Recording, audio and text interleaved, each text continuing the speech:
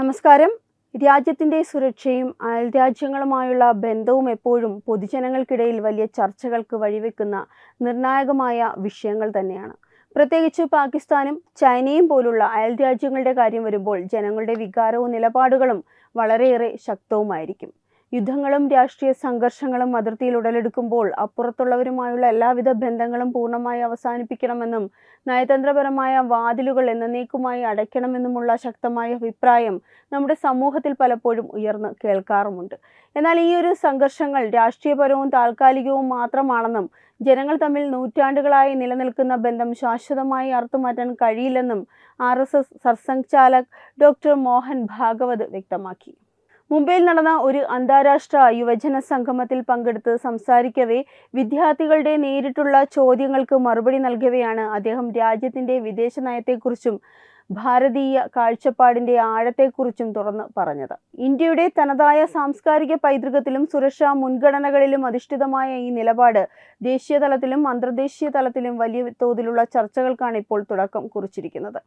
കേവലം രാഷ്ട്രീയപരമായ നിലപാടുകൾക്കപ്പുറം ഭാരതത്തിന്റെ ദീർഘവീക്ഷണമുള്ള വിദേശ നയത്തെയും മാനവിക മൂല്യങ്ങളെയുമാണ് ഈ പ്രസ്താവന അടിവരയിടുന്നത്.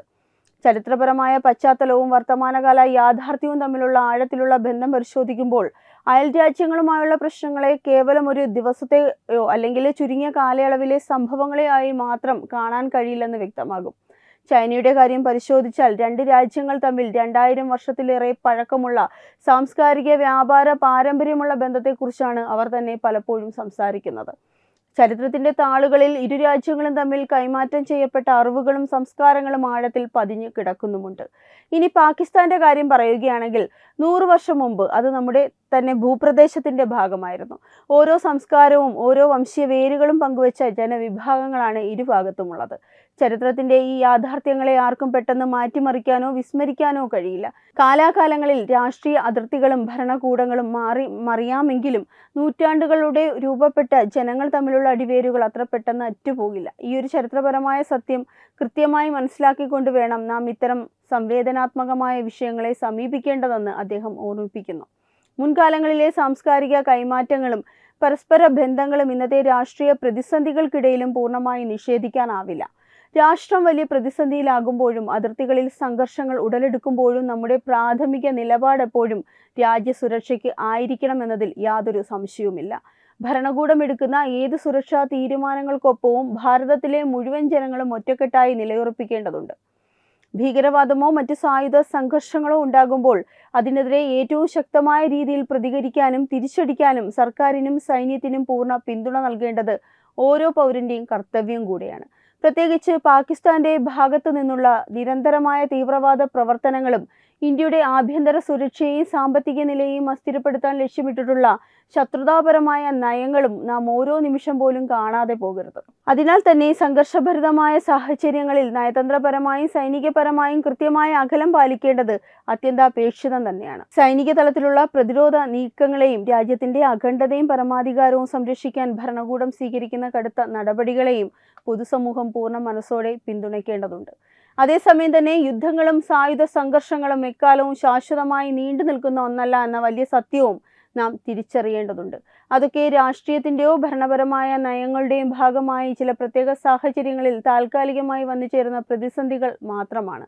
പാകിസ്ഥാനിലെ സാധാരണക്കാരായ ജനങ്ങൾ അവരുടെ ഉള്ളിൽ ഇന്ത്യക്കാരുടെ ശത്രുക്കളാണെന്ന് അനുമാനിക്കാൻ കഴിയുമോ? ഒരിക്കലും ഇല്ലെന്നാണ് ഇതിനുള്ള കൃത്യമായ ഉത്തരം. ഇരു രാജ്യങ്ങളിലെയും സാധാരണ ജനങ്ങൾ തമ്മിൽ വ്യക്തിപരമായ വൈരാഗ്യമോ ശത്രുതയോ നിലനിൽക്കുന്നില്ല. ഭരണകൂടങ്ങളുടെയും ചില രാഷ്ട്രീയ നേതൃത്വങ്ങളുടെയും അജണ്ടകളിൽ നിന്നുണ്ടാകുന്ന ശത്രുത സാധാരണ ജനങ്ങളുടെ ഹൃദയത്തിലേക്ക് ആഴത്തിൽ പകരാൻ കഴിയില്ല. അതുകൊണ്ട് തന്നെ നിലവിലുള്ള രാഷ്ട്രീയ സംഘർഷങ്ങൾക്ക് താൽക്കാലികമായി ഇരു രാജ്യങ്ങളും തമ്മിലുള്ള ഔദ്യോഗിക ബന്ധങ്ങൾക്ക് തടയിടാൻ കഴിഞ്ഞേക്കാമെങ്കിലും അത് ശാശ്വതമായി തുടരില്ല എന്ന യാഥാർത്ഥ്യം നമ്മൾ പൂർണ്ണമായും തിരിച്ചറിയണം. ജനകീയ തലത്തിലുള്ള ബന്ധങ്ങളും ഔദ്യോഗിക രാഷ്ട്രീയ തലത്തിലുള്ള അകലങ്ങളും തമ്മിൽ വ്യക്തമായ വ്യത്യാസമുണ്ടെന്ന് ഈ കാഴ്ചപ്പാട് തെളിയിക്കുന്നു. മറ്റുള്ള രാജ്യങ്ങളെ തോൽപ്പിച്ച് കീഴടക്കുകയോ അല്ലെങ്കിൽ അവരെ ഇല്ലാതാക്കുകയോ ചെയ്യുക എന്നത് ഭാരതത്തിന്റെ ചരിത്രത്തിലോ നയത്തിലോ ഒരിക്കലും ഉണ്ടായിരുന്ന ഒന്നല്ല. എല്ലാവരെയും ഉൾക്കൊണ്ടുകൊണ്ട് ഒരു സമന്വയ പ്രക്രിയയിലൂടെ മുന്നോട്ട് പോവുകയാണ് എന്നതാണ് ഭാരതീയ സംസ്കാരം നമ്മെ പണ്ട് മുതലേ പഠിപ്പിച്ചിട്ടുള്ളത്. അതിന് കൃത്യമായ മാനവിക മൂല്യങ്ങളും ദീർഘവീക്ഷണങ്ങളും ആവശ്യമാണ്. ലോകത്തിലെ പല രാജ്യങ്ങളും കാണിക്കുന്ന അക്രമോത്സുകമായ രാഷ്ട്രീയത്തിന് പകരം മാനവികതയുടെയും ഒത്തൊരുമയുടെയും വസുദൈവ കുടുംബകം എന്ന പാതയാണ് ഭാരതം എപ്പോഴും ലോകത്തിന് കാണിച്ചു കൊടുത്തിട്ടുള്ളത്. മനസ്സിൽ ശത്രുതയും വിദ്വേഷവും പകയും കൊണ്ട് നടക്കുന്നത് ഭാരതീയ രീതിയല്ല. ഉണ്ടാകുന്ന തർക്കങ്ങളെയും പ്രശ്നങ്ങളെയും നേരിടാൻ കൃത്യമായ സമാധാനപരമായ വഴികളുണ്ട്. ആ വഴിയെ സഞ്ചരിച്ച് പ്രശ്നങ്ങൾ പരിഹരിക്കുക എന്നതാണ് ഭാരതത്തിന്റെ പരമ്പരാഗത ശൈലി. ശാശ്വതമായ സമാധാനത്തിന്റെയും സഹവർത്തിത്വത്തിന്റെയും വലിയൊരു സന്ദേശമാണ് ഇത്തരം നിലപാടുകളിലൂടെ ഭാരതം എപ്പോഴും ലോകത്തിന് നൽകിക്കൊണ്ടിരിക്കുന്നത്. കടുത്ത സംഘർഷങ്ങളുടെ കാലത്ത് ആശയവിനിമയങ്ങളും നയതന്ത്ര സമ്പർക്കങ്ങളും താൽക്കാലികമായി നിർത്തിവെക്കേണ്ടി വരുന്നത് സ്വാഭാവികമാണ്. എന്നാൽ സാഹചര്യങ്ങൾ ശാന്തമാകുമ്പോഴും അനുകൂലമാകുമ്പോഴും നമ്മൾ നിർത്തിയെടുത്തു നിന്ന് വീണ്ടും മുന്നോട്ട് പോകാൻ തയ്യാറാകേണ്ടതുണ്ട്. ചർച്ചകളും നയതന്ത്ര സമ്പർക്കങ്ങളും പൂർണ്ണമായും എന്നേക്കുമായി ഉപേക്ഷിക്കുന്നത് ഒരിക്കലും ഒരു പ്രശ്നത്തിന് ശാശ്വത പരിഹാരമാകില്ല.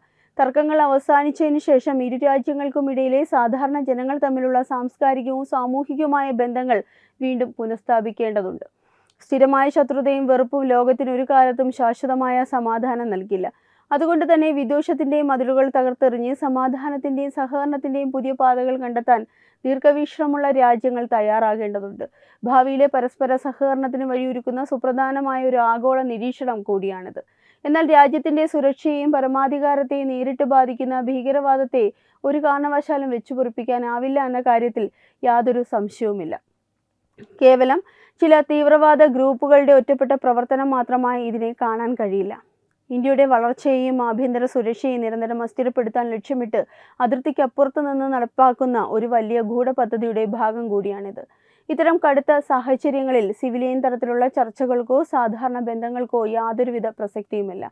തീവ്രവാദത്തിനെതിരെ ഏറ്റവും ക്രൂരവും ശക്തവുമായ നടപടികൾ സ്വീകരിക്കുമ്പോൾ തന്നെ രാജ്യത്തിന്റെ ആഭ്യന്തര സുരക്ഷയ്ക്കാണ് ഏറ്റവും ഉയർന്ന മുൻഗണന എന്ന് തിരിച്ചറിഞ്ഞ് മുന്നോട്ട് പോകേണ്ടതുമുണ്ട്. സുരക്ഷാ കാര്യങ്ങളിൽ ഒരു തരത്തിലുള്ള വിട്ടുവീഴ്ചയ്ക്കും തയ്യാറാകാതെ തന്നെ മുന്നേറാനാണ് ഈ ഒരു നിലപാട് ആഹ്വാനം ചെയ്യുന്നത്.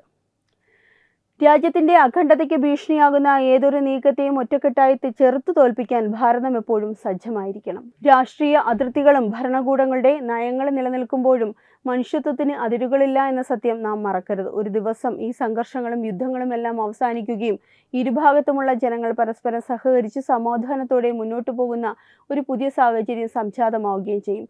അന്ന് ഈ വിദ്വേഷത്തിന്റെയും അകലത്തിന്റെയും ദിവസങ്ങൾ വെറും ചരിത്രമായി മാത്രം ശേഷിക്കും. വിദ്യാർത്ഥികൾക്കും യുവതലമുറകൾക്കും ഇടയിലുള്ള സമ്പർക്കങ്ങളും ആശയവിനിമയങ്ങളും ഭാവിയിൽ വലിയ മാറ്റങ്ങൾക്ക് വഴിയൊരുക്കിയേക്കാം. ഇന്നത്തെ യുവതലമുറയ്ക്ക് ഇത്തരം ആഗോള വിഷയങ്ങളിൽ വ്യക്തമായ സംശയങ്ങളും ആശങ്കകളുമുണ്ട്.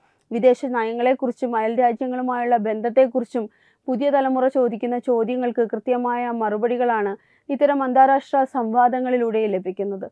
യുദ്ധവും സമാധാനവും തമ്മിലുള്ള വ്യത്യാസവും രാജ്യത്തോടുള്ള അചഞ്ചലമായ കൂറും അതേസമയം തന്നെ മാനുഷിക മൂല്യങ്ങളും എങ്ങനെ ഒരുമിച്ച് കൊണ്ടുപോകണം എന്നുള്ള പാഠങ്ങളാണ് ഇതിലൂടെ വ്യക്തമാകുന്നത്. യുവതയുടെ ആവേശത്തെയും അടിയുറച്ച രാജ്യസ്നേഹത്തെയും ഒരുപോലെ ഉൾക്കൊണ്ട് മുന്നോട്ടു പോകുന്നതാണ് ഈ ഒരു കാഴ്ചപ്പാടിന്റെ പ്രത്യേകത.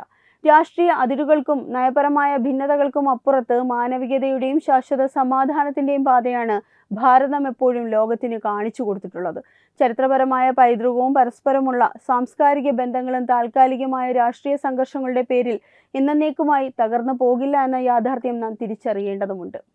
രാജ്യത്തിന്റെ പരമാധികാരത്തിലും ആഭ്യന്തര സുരക്ഷയിലും ഒരു തരത്തിലുള്ള വിട്ടുവീഴ്ചയ്ക്കും തയ്യാറാകാതെ തന്നെ ഭാവിയിൽ സൗഹൃദപരമായ ഒരു അന്തരീക്ഷം സൃഷ്ടിച്ചെടുക്കാനുള്ള ദീർഘവീക്ഷണമാണ് RSS സംഘചാലകന്റെ ഈ ഒരു കാഴ്ചപ്പാട് മുന്നോട്ട് വെക്കുന്നത്. ശത്രുത ശാശ്വതമല്ലെന്നും അനുയോജ്യമായ സാഹചര്യത്തിൽ സമാധാനത്തിലേക്ക് മടങ്ങാൻ കഴിയുമെന്നുമുള്ള ഈ ഒരു നിലപാട് ഭാരതത്തിന്റെ ഉദാരവും മഹത്തായതുമായ സാംസ്കാരിക പൈതൃകത്തെയാണ് ലോകത്തിന് മുന്നിൽ അടയാളപ്പെടുത്തുന്നത്.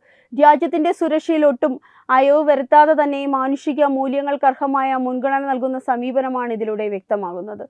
ഭാരതം എപ്പോഴും സമാധാനത്തിന്റെയും സുസ്ഥിരതയുടെയും ലോകക്രമത്തിന് ഒപ്പമാണ്. ശക്തമായ ഭരണകൂടത്തിന്റെ കീഴിൽ രാജ്യം സുരക്ഷിതമായി മുന്നോട്ട് പോകുമ്പോൾ തന്നെ ഭാവിയിലെ സൗഹൃദപരമായ അന്തരീക്ഷത്തിനായുള്ള പ്രതീക്ഷകളും നാം നിലനിർത്തേണ്ടതുണ്ട്.